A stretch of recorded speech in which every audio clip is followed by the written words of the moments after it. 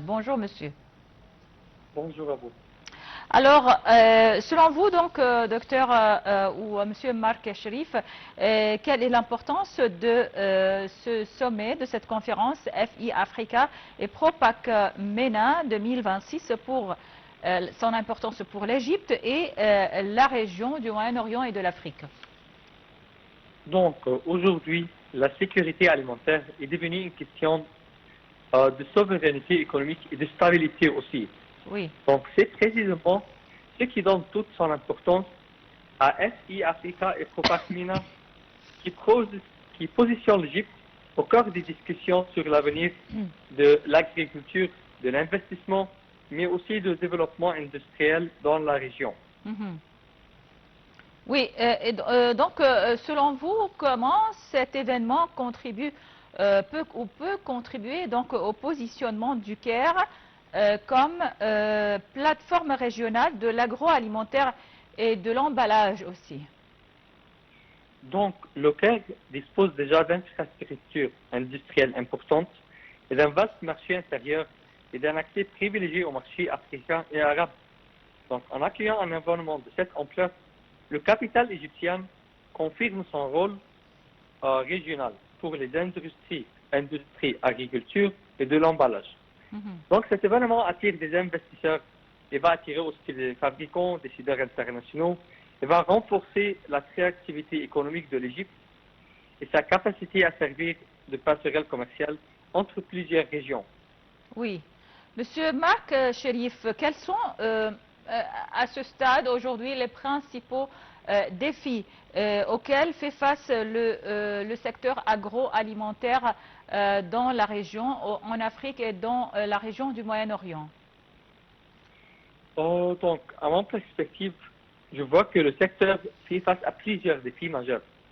Premièrement, le changement climatique, Oui, aussi le rareté des ressources hydriques, oui. l'augmentation des coûts de production et les perturbations de chaînes d'approvisionnement mondiales.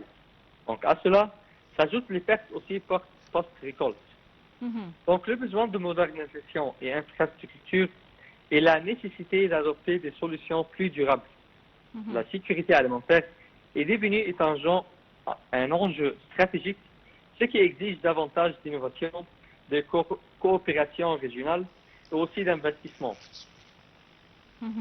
Alors, ma dernière question, Monsieur Marc Cherif, est-ce que, selon vous, l'Afrique peut devenir un acteur majeur de la production et de la transformation agroalimentaire dans le monde?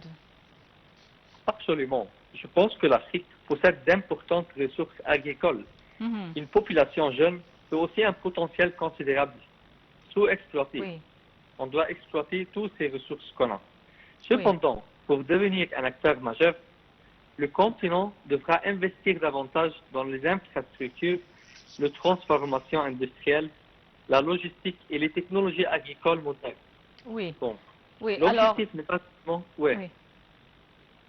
je pense Allez-y, que Monsieur Marc. l'objectif n'est pas seulement de produire davantage, mais aussi de créer davantage les valeurs ajoutées à travers la transformation locale des produits agricoles et aussi tous les alliés. Oui. Alors, Monsieur Marc Cherif, vous êtes chercheur en droit international. Merci beaucoup pour votre intervention. Passez une excellente journée. On passe à un autre sujet, donc un autre reportage. Cette fois-ci, c'est le Premier ministre Moustapha Madbouli qui a examiné une proposition visant à créer un centre mondial de distribution logistique au sein de la zone économique du canal de Suez.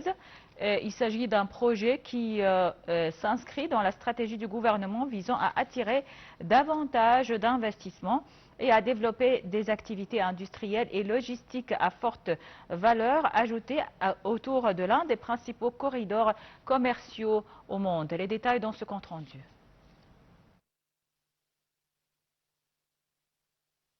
L'Égypte accélère l'examen d'un projet de centre mondial de distribution